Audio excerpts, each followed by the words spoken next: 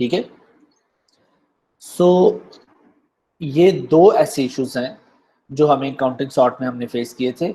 एक था space complexity के मेन एरे में जो सबसे बड़ा एलिमेंट है उतनी बड़ी ऑक्सिलरी एरे लेनी पड़ती है।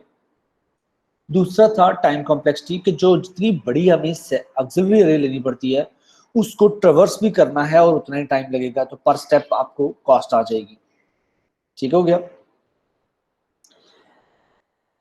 अब इसको खत्म करने के लिए हमने ये अजम्पशन ली थी कि हम अजूम करते हैं जो हमारी मेन एरे है उस एरे में कोई भी एलिमेंट n से बड़ा नहीं है। हमने वहां पर रेंज सेट कर ली थी। अगर आपको याद हो या आपने खोल के देखी हो जो स्लाइड्स हैं इसकी,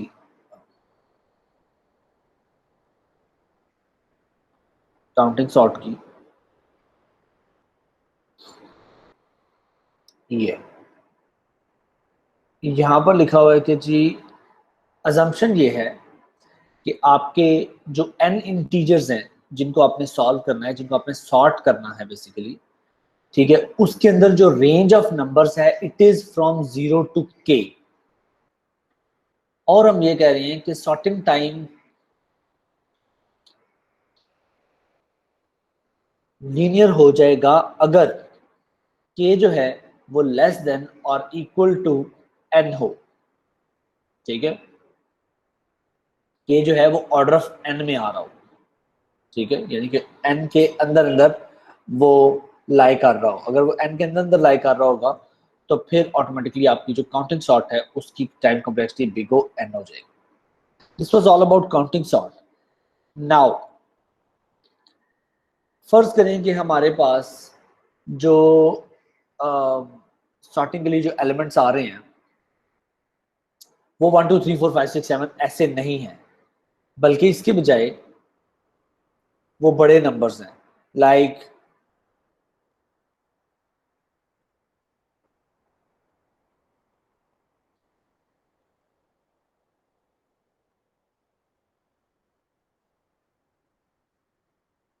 लाइक हमारे पास ये नंबर है। ठीक है, ये 3 डिजिट के नंबर्स हैं। अब इसको अगर मैंने सॉल्व करना हो, अब ये टोटल एलिमेंट्स जो हैं ये सिर्फ 7 हैं और इनमें सबसे बड़ा एलिमेंट जो है वो 954 है। तो वन वे इज कि मैं इसको 0 से लेकर 954 तक की एक एरे लूं, ऑक्सिलरी एरे, और उसके अंदर इसको जो है वो सॉल्व करूं। वो तो हमने काउंटिंग सॉर्ट का जब हमने पढ़ा था तो वहां पर हमने देखा था कि ये वाली जो है ये बहुत एक्सपेंसिव हो जाती है। मतलब 7 की बजाय अगर मुझे 954 एलिमेंट्स के लिए लेनी पड़े, यानी कि 954 एलिमेंट्स को ट्रेवर्स करना पड़े, तो it is not even n square, it is not even n cube, ये उससे भी बड़ा नंबर बन रहा है। ठीक है, सो इसको सॉल्व करने के लिए कोई और तरीकाकार करना चाहिए। अब इस पे जो है जो रेडिक्स सॉर्ट वाले हैं उनका कहना ये है कि कोई भी स्ट्रिंग या कोई भी जो नंबर है वो डिजिट्स से मिलके बनता है। ठीक है, उसमें एक डिजिट हो सकता है, दो डिजिट्स हो सकते हैं, 5 डिजिट्स हो सकते हैं, लेकिन जितने ज्यादा डिजिट्स होंगे नंबर उतना ही बड़ा होगा। सही।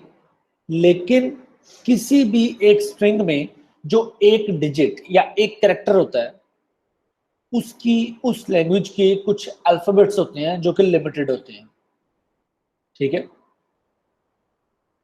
लाइक ये कहना ये चाह रहा है कि मेरे पास एक नंबर है। ठीक है, अब ये नंबर तो 5 डिजिट्स का है, काफी बड़ा है। इसमें जो एक डिजिट होता है ये किसी ना किसी लैंग्वेज से आपने उठाया हुआ है। और लैंग्वेज मतलब कि यहाँ पर हम जिस लैंग्वेज की बात कर रहे हैं वो है डेसिमल नंबर्स। और जो लैंग्वेज होती है कोई भी, उस लैंग्वेज के अंदर अल्फाबेट्स होते हैं, और अल्फाबेट्स जो हैं वो लिमिटेड होते हैं।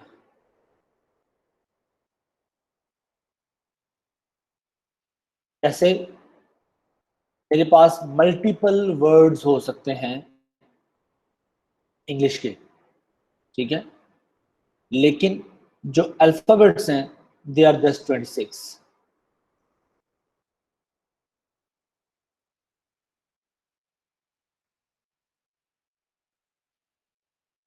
ठीक है,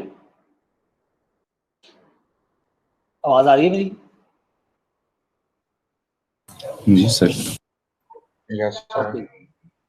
सो हमारे पास कोई भी जो लैंग्वेज है उसके जो अल्फाबेट्स हैं वो लिमिटेड होते हैं। अब उसका कहना ये है कि यार ये वाला जो, यानी कि रेडिक शॉर्ट वाला का कहना ये है कि ये वाला जो नंबर है ये तो आप जितना मर्जी बड़ा कर सकते हैं, ठीक है, अब इतने बड़े नंबर की अरे तो नहीं ली जा सकती। जी मोहिब।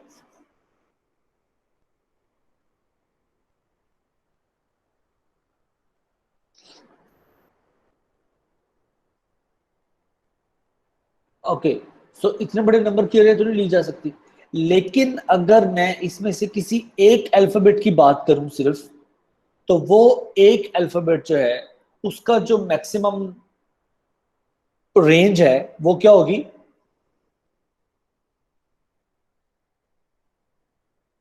0 to 9। 9। सो अब हमें पता है कि किसी एक अल्फाबेट के लिए जो आपको ऑक्सिलरी अरे लेनी पड़े, अगर मुझे सिर्फ एक एलिमेंट के लिए लेनी पड़े, तो एक एलिमेंट के लिए जो ऑक्सिलरी अरे मुझे लेनी पड़ेगी, it will B maximum of 10 elements. 0 से इंडेक्स स्टार्ट होगा और 9 तक जाएगा एंड दैट्स इट। ठीक है, इसी तरह अगर मुझे इंग्लिश के लिए बनानी पड़े तो it will be just 26 alphabets. So वो ये कहता है कि यार आपके पास ये फॉर एग्जाम्पल कुछ एलिमेंट्स थे, ठीक है, अब बजाय इसके कि इन 4 एलिमेंट्स के लिए मैं 0 से लेकर 898 तक की एरे बनाऊं, वो कहता है कि आपको हर एलिमेंट को के हिसाब से आप एरे बनाएंगे, यानी कि एक जो डिजिट है वो उसकी अल्फाबेट साइज क्या है। तो यहाँ पर हमारे पास एक जो डिजिट है उसके अल्फाबेट साइज है 10। So it is starting from 0 1 2 3 up to 9। अब आपने करना ये है, रेडिक सॉर्ट ये कहते हैं कि इसको काउंटिंग सॉर्ट की तरह ही चलाएं, लेकिन इन सब डिजिट्स को इग्नोर कर दें, सिर्फ एक डिजिट की बात करें। तो मैं सिर्फ इस एक डिजिट की बात कर रहा हूं,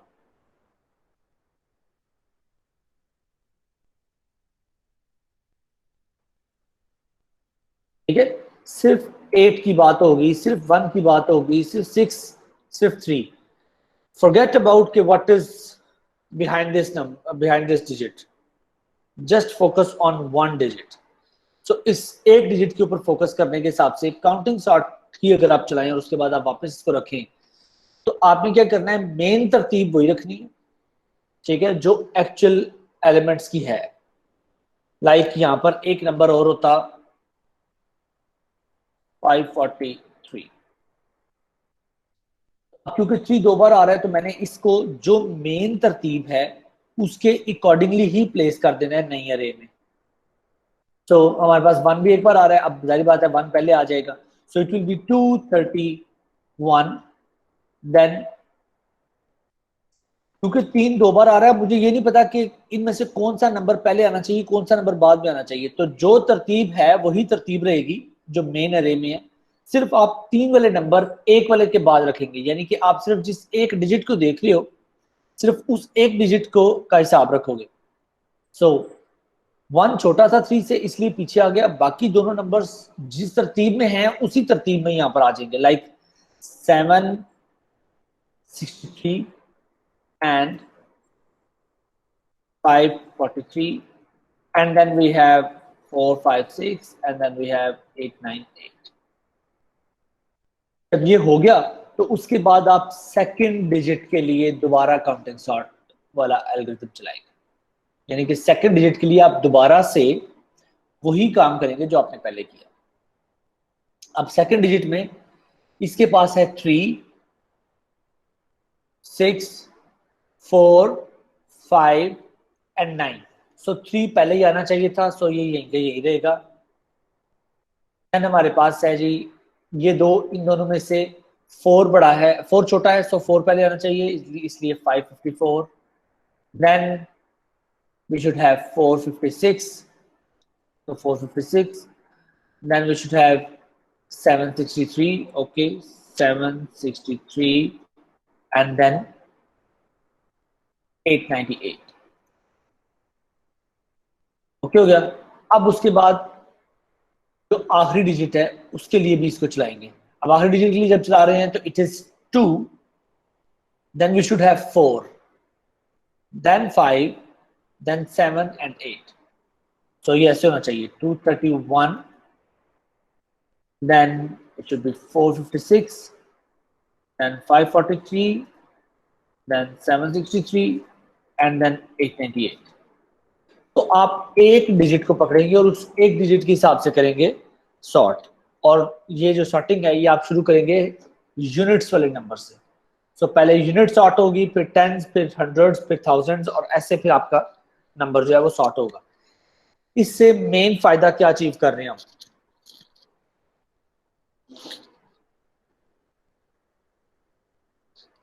कम ऑन जी, कोई आइडिया?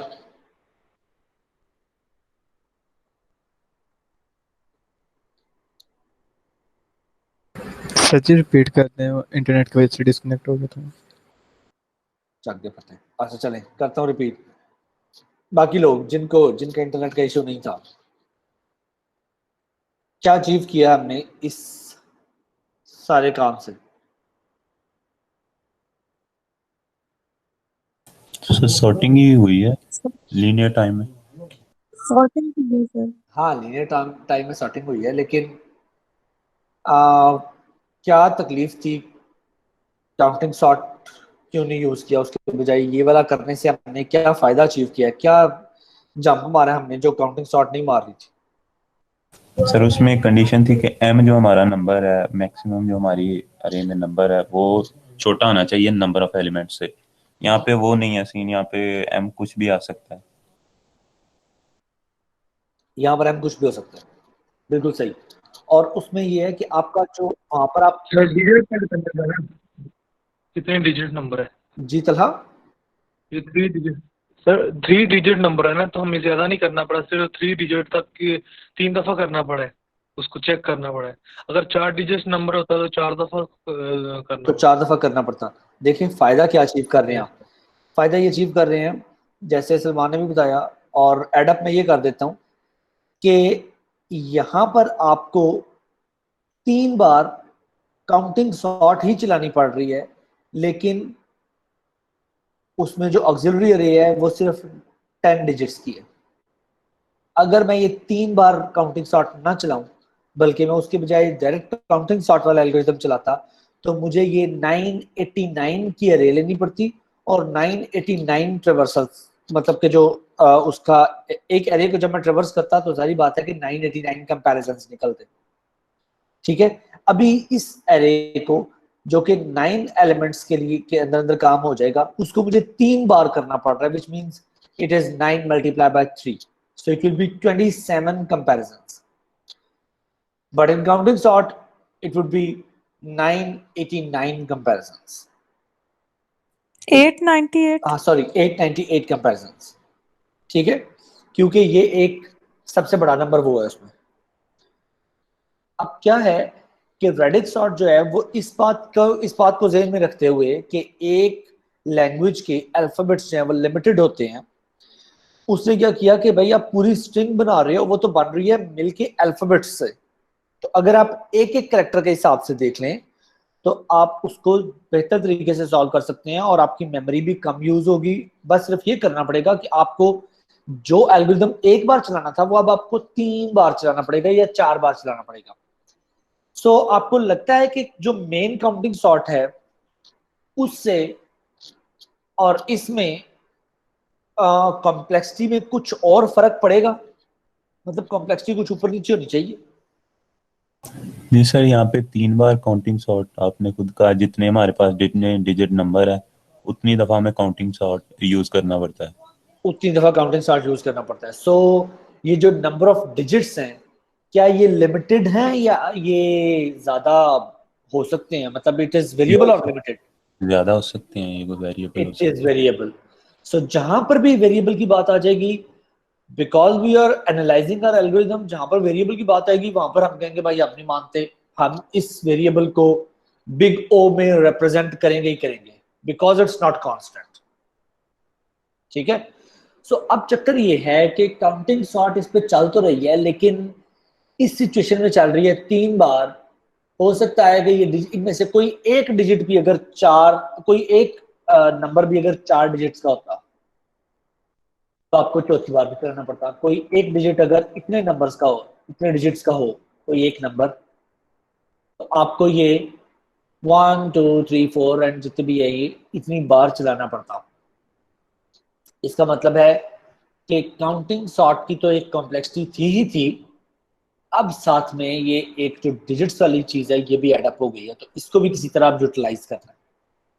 सो अगर मैं कहूं कि जी जो मेरे पास जिस एरे को मैंने सॉर्ट करना है उसके जो डिजिट्स हैं वो हैं जी डी। ठीक है जी। n is equal to number of elements to sort and m is equal to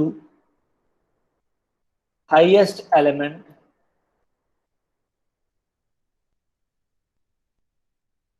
इन या नंबर ऑफ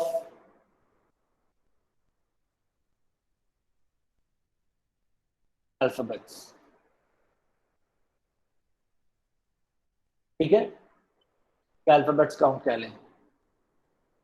सर डिजिट्स हमने रखे हुए हैं तो हम नंबर ऑफ अल्फाबेट्स क्यों कैलकुलेट कर रहे हैं?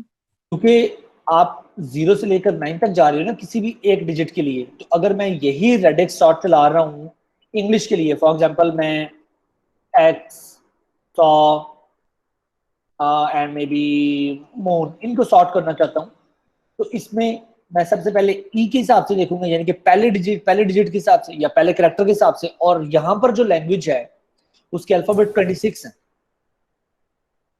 जी ठीक है। सो इस वजह से आपको ये रखना पड़ेगा कि अल्फाबेट का काउंट क्या होता है, क्योंकि फिर उसके हिसाब से ये एम वाली अरे बनेगी ना।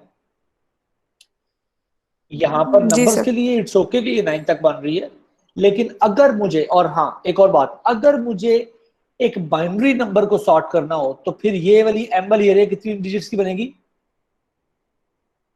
2 डिजिट्स की, क्योंकि अल्फाबेट 2 है। ठीक है।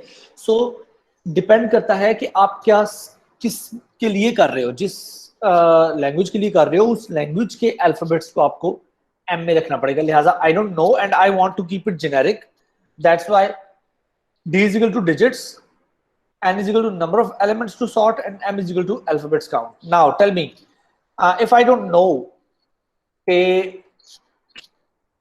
what the m is, so what was the complexity of counting sort? n plus m. N plus m. So it was n plus m for counting sort. Okay, now how many number of times we are running counting sort? d times D n times. plus. So if I have like d into n plus m, what do you think? Is there any variable in this expression that could be a constant? Yes sir, m. M. M could be a constant.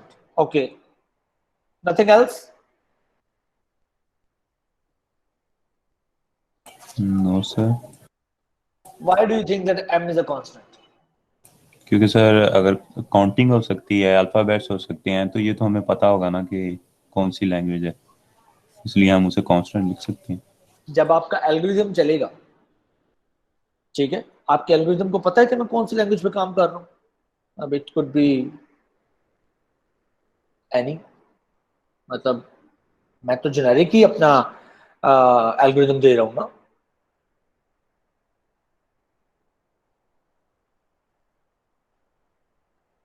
क्या ख्याल है? क्या ऐसा हो सकता है कि मैं आपसे ये कहूं, मैं आपको खुद बताऊं, मतलब मैं आपको मैं आपको नंबर्स भेजता हूं और मैं कहता हूं यार इस, for example the question is कि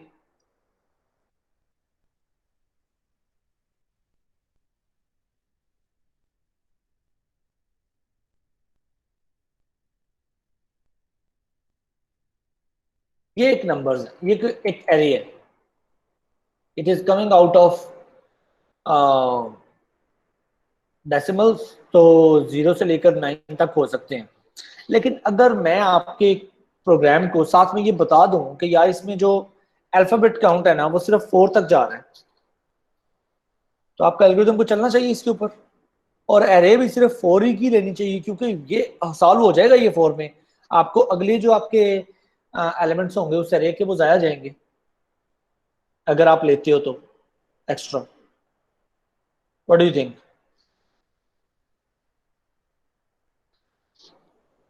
जी सर, अगर पता हो तो फिर तो बिल्कुल कांस्टेंट टाइम ही होता है। अगर मैं अपने एलिमेंट्स जो हैं वो ऐसे कर लेता हूं कि it could be 3, it can be 4, it can be 5, it can be 6, it can be up to 9 for decimals, ठीक है। लेकिन फॉर अदर जो languages, I don't no, it can be 26, it can be whatever, so it is close to constant but still it's a variable, क्योंकि because I don't exactly know कि क्या होने लगा है, मेरा एल्गोरिथम कौन सी लैंग्वेज के ऊपर या कौन से उसके ऊपर चलेगा। सो 2, 4, 5, 6 कितने भी हो सकते हैं, ठीक है। लिहाजा यहां पर भी जो m है वो वेरिएबल नहीं होगा, वो कांस्टेंट नहीं होगा, अनलेस के आई टेक एन अजम्पशन जो मैंने काउंटिंग सॉर्ट में ली थी, and that assumption is that n is bigger than m। कैसे? यहां पर देखो, एक ये भी हो सकता था कि मेरे पास फर्ज करें कि मैंने सिर्फ इन 3 नंबर्स को सॉर्ट करना होता और यहां पर एक बड़ा नंबर है n, ये तो n से बड़ा m नहीं हो जाएगा। n कितना है? 3 डिजिट्स, और नीचे मुझे रे कितनी लेनी पड़ेगी? 9 डिजिट्स की, ठीक है। तो n m से बड़ा नहीं, सॉरी m n से बड़ा नहीं हो जाएगा। अगर जी m सर। n से बड़ा हो जाए तो मैं इसको ड्रॉप तो नहीं कर सकता, इट इज नॉट कांस्टेंट, ठीक है। I can not drop it because it's greater than m, greater than n, ठीक है। सो इन दोनों का एडिशन ही रहेगा और it will get multiplied by the number of times we are running this complexity. So that's why the complexity of radix sort is big O d plus m, और मैं इसको इस assumption के साथ कि m जो है वो n से छोटा होगा, वही assumption जो हमने काउंटिंग सॉर्ट में ली थी, तो I can say that it is big O d n, but remember it is only when I am setting an assumption, ठीक है जी। If you go back to your Radix sort, ये यहाँ पर आपके पास ये लेक्चर नोट्स भी given है, ठीक है। एक तो आपने ये करना है कि पहले सिर्फ यूनिट्स पे चलेगा, फिर वंस पे चलेगा, फिर टेंस पे चलेगा। अगर मेरे पास कोई एक नंबर 4 डिजिट का होता तो बाकी सब के साथ पीछे 0 लग जाता, और क्योंकि बाकी सब के नंबर्स के पीछे 0 लगाना एक नॉन सिग्निफिकेंट, एक इनसिग्निफिकेंट डिजिट है, सो वहां पर कोई फर्क नहीं पड़ेगा, ठीक है। इसके पीछे आप जीरोस लगा सकते हैं। अगर कोई एक डिजिट पीछे स्टार्ट में लगा सकते हैं। हाँ, स्टार्ट में मतलब कि ये 1 से पीछे, 1 के लेफ्ट पे कह लें, आप नंबर के लेफ्ट पे 0 डिपेंड कर लेंगे। अगर कोई एक डिजिट जो है वो बड़ा हो तो, यानी उसके नंबर ऑफ डिजिट्स ज्यादा हैं, ठीक है। लाइक यहां पर था, तो क्योंकि ये दोनों 3-3 डिजिट के नंबर हैं, ये 2 डिजिट का नंबर है, तो लेफ्ट पे 0 पेंड करके आप इसको 3 डिजिट का कर लेंगे, और जब आप इसको कंपैरिजन में लेकर आएंगे तो ये 0, 3 और 1 का कंपैरिजन होगा, ठीक है जी। So that's it about radix sort. कोई बात ऐसी जो ना समझ आई हो आप पूछ सकते हैं। अगर डिफरेंस 1 से ज्यादा हो तो फिर क्या करेंगे? डिफरेंट 1 से ज्यादा हो, अगर ऐसे हो तो फिर क्या करेंगे? लाइक आपने कहा तो ऐसे 0 कर लगा लेंगे, दो, 2 0। उतने 0 लग जाएंगे। जितने नंबर्स का बड़ा है वो उतने पीछे 0 लग जाएंगे। और हर नंबर जो है वो 0 के साथ कंपैरिजन हो जाएगा।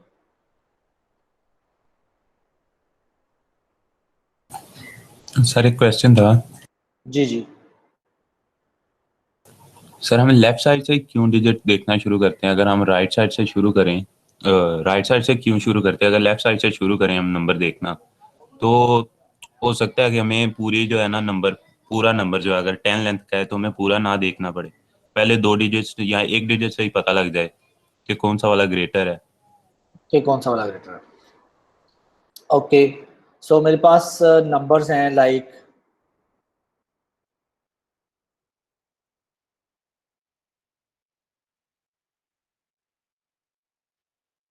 ठीक है जी,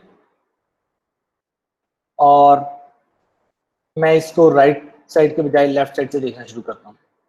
तो ये 1 और 1 पहले आने चाहिए थे, ठीक है, तो ये पहले रहेंगे। ये 2 और 2 बड़े नंबर हैं, बड़े एलिमेंट्स हैं, एंड पे चले जाएंगे, तो ये पहले ही एंड पे हैं, ठीक है। जी उसके सर। बाद अब आप सेकंड डिजिट देखेंगे। सेकंड डिजिट में 1 और 2 जो है, इसमें 1 छोटा है, सो 1 पीछे आ जाएगा।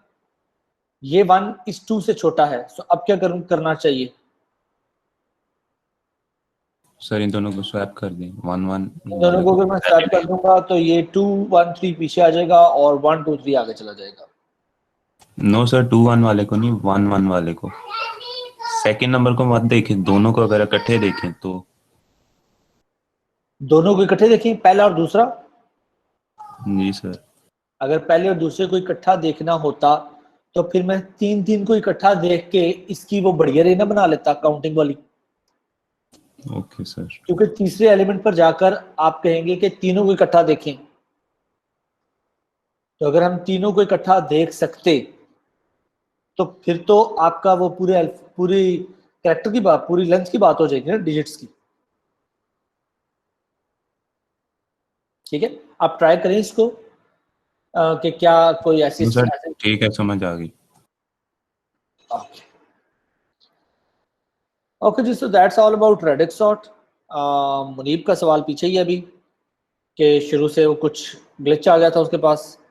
Munib, anything that you want me to tell exactly, बताओ कि यार ये वाली चीज़ जो है ना ये रह गई है, मैं वो बता देता हूँ। उसके बाद फिर हम क्विज कर लेते हैं, अगर टाइम बचा तो मैं रिपीट कर दूंगा आपके लिए, अदरवाइज आपके पास ठीक है। सॉरी। चलिए ठीक है सर जी, रिकॉर्डिंग सुन लेंगे। ओके सर सॉल्यूशन भेज दें असाइनमेंट। ओके जी, now from the assignment, what question do you want me to solve now? Last वाला। लास्ट वाला, लो जी, कितने गया? कितनी देर तक? सर फर्स्ट वाला भी कर दें साथ में। बस 5 मिनट्स में।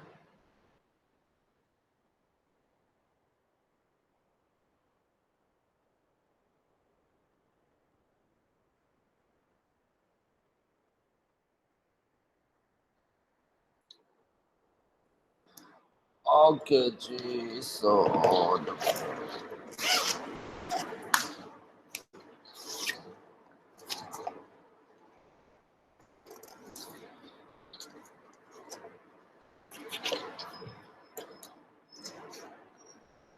फर्स्ट वाला। अच्छा जी, इसमें जो सबसे ज्यादा मुश्किल होगा आपके लिए वो सब्स्टिट्यूशन वाला होगा। रिकर्जन में भी, रिकर्जन ट्री भी इसका कोई इशू है या बस सब्स्टिट्यूशन करा दूं तो काम चल जाएगा? सर रिकरियन ट्री वाला करवा दें। सब्स्टिट्यूशन ठीक है। वाला करवा दे बस। कौन सा वाला? सब्स्टिट्यूशन। ओके, देखें यहाँ पर हम कर रहे हैं जी 16 p n/4 plus n factorial, ये हमारा मेन क्वेश्चन था, ठीक है। मुझे t n/4 जो है ना वो इसमें रिक्वायर्ड है। t n/4 के लिए अगर मैं यही जो मेरा मेन फॉर्मेट है उसी को फॉलो करूं तो ये हो जाएगा 16 p n/16 प्लस n/4 का फैक्टोरियल, क्योंकि ऊपर जहां जहां पर n है वहां वहां पर आप मुझे n/4 पुट करना है। ठीक है जी, एग्रीड, कोई मसला मसाइल नहीं है। No sir. ओके, इसके बाद अब जब मैं ये वाली जो Tn/4 की वैल्यू है इसको ऊपर पुट करता हूँ यहाँ पर Tn में, तो ये हो जाएगा 256 N/16 plus 16 and divided by 4 factorial plus and factorial. Okay, I did it right. Yes, sir. Right. Ji sir ठीक है। Anything that you didn't get? Clear है बिल्कुल? क्लियर है सर। सर Okay ये जी। आसान ही था, वैसे रिकरियन ट्री वाला करवा दें। सॉरी क्या कह रहे हैं? सर ये आसान ही था, रिकरियन ट्री वाला करवा देते। नो सर, इसको पहले कंप्लीट कराएं। अच्छा अच्छा अच्छा, साकटो ठहर जाओ। अच्छा जी, इसके बाद जब आप इसको एक स्टेप आगे भी ले जाएंगे, ठीक है, तो यहां वाली वैल्यू आपकी ग्रो कर रही है, सही, और ये वाली वैल्यू जो है यानी कि जो टी के साथ यानी कि जो रिकर्सिव पार्ट है ये आपका डाउन जा रहा है, यानी कि पहले ये n/4 था, फिर ये n/16 हो गया, फिर ये n/4 हो जाएगा। अगर मैं इसको n/n तक लेके जाऊंगा तो ये वाला तो पूरा पोर्शन ही खत्म हो जाएगा ना, ये तो 0 हो जाएगा। अब इसके साथ जितना मर्जी बड़ा नंबर हो उससे तो कोई फर्क नहीं पड़ेगा, ये तो पूरे का पूरा हो जाएगा 0। ठीक है, मतलब अगर मैं एक स्टेप आगे भी जाऊंगा तो 16 मल्टीप्लाई बाय 2 6 हो जाएगा, तो 16 मल्टीप्लाई बाय 2 6 एक बड़ा नंबर बनेगा, बट उसके साथ जो रिकर्सिव पार्ट है वो रिड्यूस हो रहा है और वो लास्ट लेवल पर वो रिकर्सिव पार्ट जो है वो 0 हो चुका होगा। तो ये वाला तो पूरा पोर्शन हो जाएगा खत्म। पीछे क्या बचेगा? पीछे बचेगा एक ऐसी एक्सप्रेशन जो जिसमें सबसे एंड पे n फैक्टोरियल है और उससे पिछला नंबर जो है वो रिड्यूस हो रहा है। रिड्यूस कैसे हो रहा है? इट्स n/4 फैक्टोरियल, यानी कि n का 4th पार्ट जो है उसका फैक्टोरियल ले रहे हैं आप और उसको आप मल्टीप्लाई कर रहे हो 16 से, that will be a lesser number than n factorial. ये नंबर जो है ये उससे छोटा होगा, n फैक्टोरियल ही सबसे बड़ा नंबर होगा। इससे नीचे आप और बेशक आप सब्स्टिट्यूट करके इसकी एक्सप्रेशन बना लें, एक्सप्रेशन बनाना तो कोई मसला नहीं है ना, वो तो सिंपली बच्चों की तरह आपने Tn/16 जो है Tn/16 उसकी वैल्यू फाइंड आउट करनी है and that will be definitely the same thing. यहाँ पर सिर्फ मल्टीप्लाई बाय 4 हो जाएगा, ठीक है, और ये जो है ये n/16 हो जाएगा। अब जब इसको ऊपर प्लेस करेंगे तो जो एक्सप्रेशन बनेगी उसमें भी आप देखेंगे कि n फैक्टोरियल एंड पर निकल जाएगा और उससे पीछे तमाम एलिमेंट्स जो हैं या तमाम जो इस एक्सप्रेशन में जितने भी वैल्यूज आ रही हैं वो सब की सब n फैक्टोरियल से छोटी होंगी।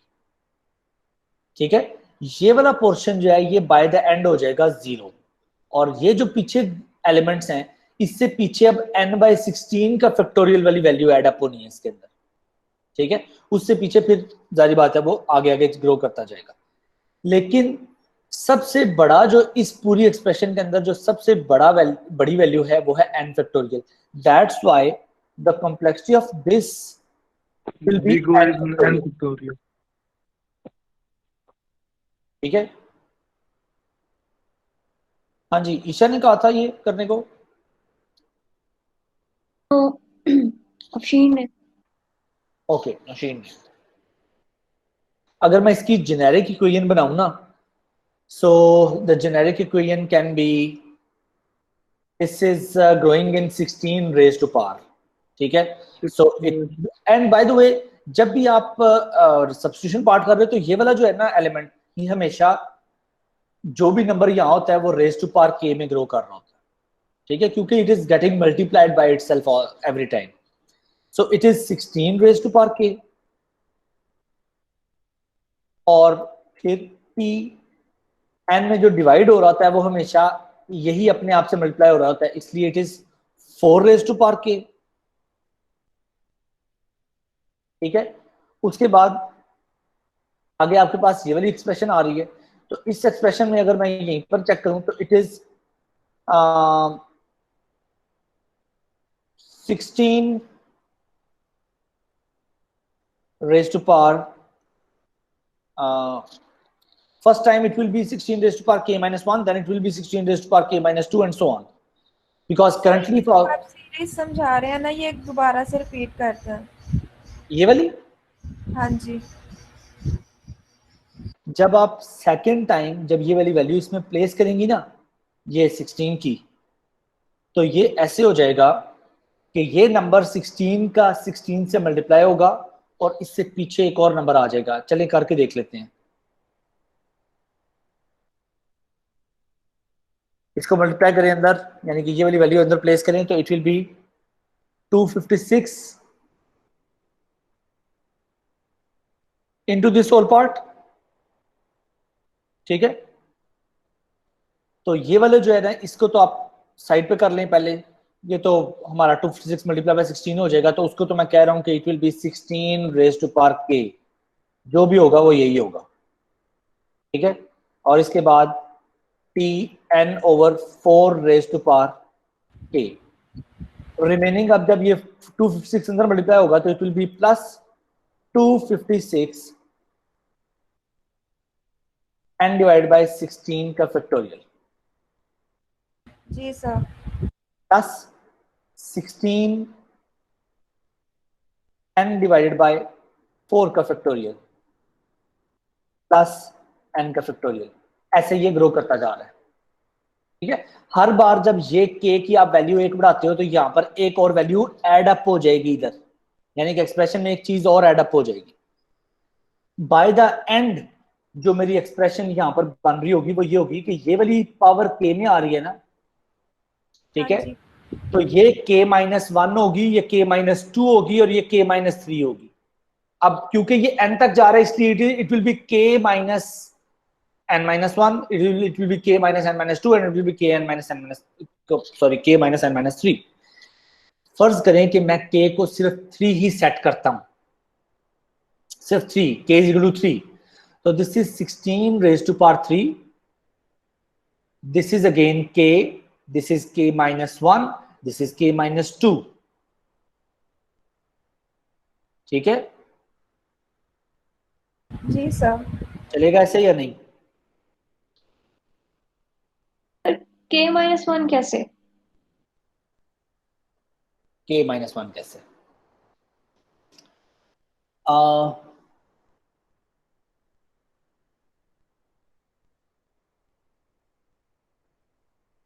16 into 16 क्या होगा? 56। 256 Yes. यहां पर लिखा हुआ है। This is 16 raised to power 0. Here it is 16 raised to power 1. Here it is 16 raised to power 2. On next level it will be 16 raised to power 3 और वो एक्सप्रेशन भी एक बढ़ जाएगी। Yes. Yes ठीक है, समझ आ रही है? Yes sir. ओके। अब जब मैं यहां पर k में रिप्रेजेंटेशन कर रहा हूं तो मैं उसको ये कह रहा हूं कि यहां पर जब आप k की वैल्यू 3 पुट करेंगे तो it will be 16 raised to power 3 and this one is 16 raised to power 2 and this is 16 raised to power 1 and this is 16 raised to power 0। Yes sir. ठीक है। और साथ ही साथ ये वाली जो वैल्यू है आप अगर इसको देखें तो ये 16 रेज्ड टू पावर में ग्रो कर रही है और यहां पर आप फैक्टोरियल में रिड्यूस करते जा रहे हो नंबर। सो फैक्टोरियल ज्यादा बड़ी वैल्यू होगी या पावर? डेफिनेटली फैक्टोरियल बड़ी वैल्यू होती है। तो फैक्टोरियल अगर रिड्यूस होता जा रहा है तो ये वाला फैक्टोरियल सबसे बड़ा होगा। Yes sir. ठीक है, that's why the whole big O for this whole expression will be n factorial. Okay sir. Although there are some adding expressions into this thing, but if you look closely, those are reducing numbers. The major part is this thing. ठीक है जी? Yes sir. Okay जी, सो अब एक सवाल, ठीक है, simple सा, और उसके लिए मुझे जल्दी क्विकली 15 मिनट्स में उसका जो है ना सब्स्टिट्यूशन और रिकर्जन कर दें, और करके फोटो भेज के उसमें मैं असाइनमेंट क्रिएट कर देता हूं उसके लिए, ठीक है, आप उसको करना शुरू कर दें और फिर उसको सबमिट करा दीजिएगा। सर 20 मिनट्स दे दें, नेट इशू भी हो सकता है। अगर आपके पास आगे क्लास नहीं है तो मैं इसको 20 मिनट्स का टाइम सेट कर दूंगा, ठीक है, अगर आपके आगे क्लास नहीं है तो आप सबमिट करा सकते हैं। ठीक है सर। सर कोई क्लास नहीं, आधे घंटे शाम को 1:30 बजे है। आए अगे पीछे मैं कहवा ना कि 2 मिनट और उत्ते दे दे नाल ही, सर हमारी क्लास है, हम तो पता नहीं ये अगला टीचर क्लास ऑन करके बैठा हुआ है। सर आज सर आपके पास टाइम टेबल है, आप देख लिया कहीं ना, मस्ती कर आप बिजी होते सर। मेरे पास सिर्फ अपना टाइम टेबल है। Okay, give me a minute, let me think about some question. जी रिकरियन वाले वो मसला था थोड़ा सा, चले। सर लास्ट वाला फिर रह गया है। लास्ट वाले का के टाइप का क्वेश्चन नहीं मैं देने लगा जी, ठीक है, खुश। नहीं वैसे ही अगर वाला कोई दे ही मैं ना, वो करवा सिर्फ दूंगा, मैं वो करवा दूंगा, नेक्स्ट लेक्चर में करवा दूंगा। सिर्फ अभी के लिए ना, ये ईशा ईशा ओके, मैं नेक्स्ट लेक्चर में करवा दूंगा, डोंट वरी। ओके जी, सो क्या क्या क्या ओके ओके जी, प्रिटी सिंपल, ठीक है, very very very very very simple.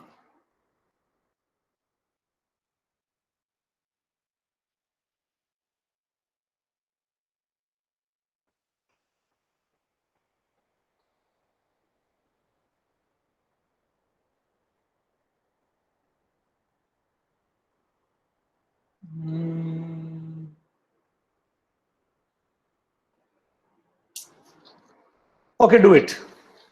देखो इतना सिंपल सवाल और मैं क्या बताऊं। इसका मास्टर थ्योरम भी करना है या जस्ट दोनों? जस्ट नहीं है। बस यही है। ओके, सर ठीक बता है, दें। कुछ नहीं ओके सही सर, सर खुश हैं हम। शुक्र है, तभी तो खुश हुए हो। हाँ जी सर अफशीन, सब्स्टिट्यूट वाला और ट्री वाला करना है। Do it with substitution and रिकरियन।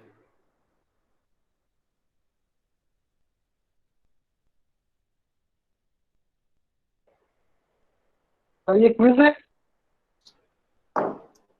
सुभान अल्लाह, गुड मॉर्निंग बेटा जी। दे रहा है दुरुस्त है, क्विज ही है भाई। और मैं जरा साइड पे गया था जरा, हाँ हाँ वही ना। पहले का एकदम सर ये दूर नहीं होता। बस इतना ही क्वेश्चन है, एन के साथ कुछ भी नहीं। बस इतना ही है यार, ऐसे क्विकली करके भेज दो। ठीक है सर। मैं चाहता हूँ आप लोग 10-10 नंबर लें क्विज में। सर ये सबमिट कहाँ करना है? यार असाइनमेंट क्रिएट करने लगा हूँ भाई, ये इसलिए जल्दी किया है कि आप लोग शुरू कर दें।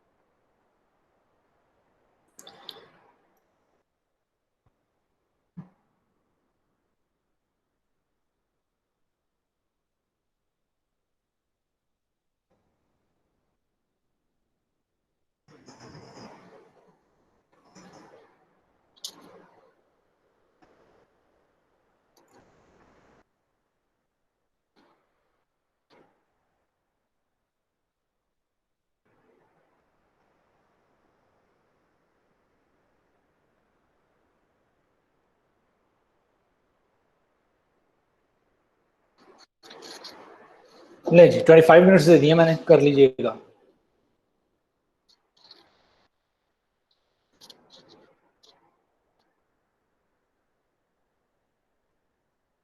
हैं?